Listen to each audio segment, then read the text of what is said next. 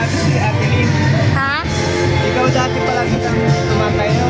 Kasi nasabihan ka na, ba't ka tayo ng tayo Ate Lynn? Hindi ka naman ubusan dito. Kuya mo sila. Ngayon. Ayan, chill lang ngayon.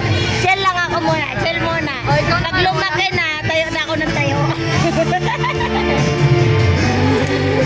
Tayo na ako ng tayo pag lumaki na to. Alam mo na. Sabi mo pinuhulog ulat ako. Alam mo na ha. Renard. Kuya kay nanay. Nard, alam mo na pag lumaki to. Sabi ko nga, babe, wait, sorry. Yung dami kong bayan.